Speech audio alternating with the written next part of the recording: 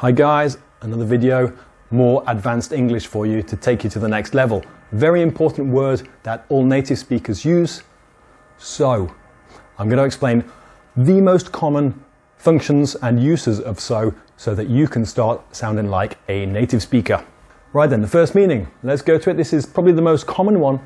It explains the logical consequence. It was raining, so I took an umbrella. Okay, pretty simple. Next one, this is used to ask a question with small talk. This is quite common. So, how was your weekend? So, how was your holiday? So, how are your children? Okay, we prefer to introduce this question with so, with a little bit of high intonation to break the silence, to not sound so direct in English. So if you're going to be asking a question that's part of small talk, maybe in the lift or maybe in a meeting, at the beginning when you're chit-chatting with everybody, you can use so to make the question sound not so direct. Okay, it breaks the silence. It's very important. So, how was your weekend? To ask a question with small talk. The next one, these two are really common, and I hear a lot of non-native speakers don't use these. We use these all the time, which is so, adjective, or so, an adverb. Now this explains, it just emphasizes the adjective or adverb lots and lots. This meal is so tasty, often followed by an exclamation mark if we'd write it, because it exaggerates how tasty it is. It makes it extreme. This is something that, let's say in Italian or Spanish, they use issimo to explain this exaggerated level of the adjective. Or in French, they use trop. They use trop and then an adjective to explain this idea as well. So tasty. You often hear young teenagers, maybe Americans, that's so cool. Really common as well. So, adjective, so, adverb. You need to use this. The next two are two common phrases. I think so. I hope so. This is just a fixed phrase. We can't just say, I think, or I think yes. That's incorrect. We can't say those. So, to express, if somebody says something, asks you a question, is it going to be sunny tomorrow? I think so. Or, I hope so. You can't just say it alone. You need this so. What this so is basically referring to the question that they asked you, so that you don't need to repeat it. But it's essential to have this and this so in these typical phrases here. I think so, or I hope so. Very common. Then the last one, this is something that everybody needs to do.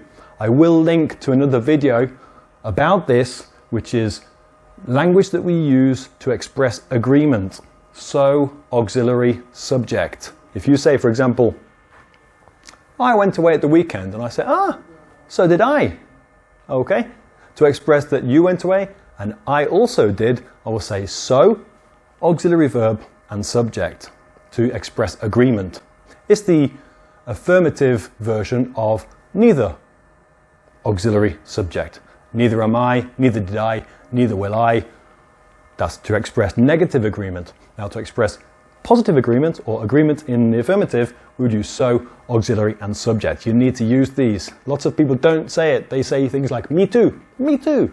That's okay, but you need to use this structure. Yes, you need to think a little bit more, but if you use this, you'll sound like a native speaker. You'll sound like you're using really good advanced English. You should be using so in all of its functions here. Have a look at these. If you look at so in a dictionary, you'll see multiple examples of the use of each of these. It was raining, so I took an umbrella. It was hot, so I took a hat. Anything, okay? Have a look at the different versions of these in a dictionary so that you can understand better and better. Really, to understand vocabulary, you need to see the vocabulary in as many different contexts, as many different sentences as possible. That's when you really solidify the meaning in your head. So I recommend you do this with all of these. So a recap. So, to introduce the logical consequence of an action. It was raining, so I took an umbrella. Okay? So, how was your weekend? You have so with high intonation to ask a small talk question. Very common. If you don't use this, it can sound a bit direct, a little bit abrupt. You don't want to sound like that in English. The next one, so plus adjective, or so an adverb. To make the adjective more extreme and emphasize the adjective. Extremely common. Most languages have this. As I said, in Italian and in Spanish it's issimo, and in French it's trop. It's the same use, okay? And then, I think so, I hope so. And then the last one is so, auxiliary subject, to show agreement with another person. Very, very common as well.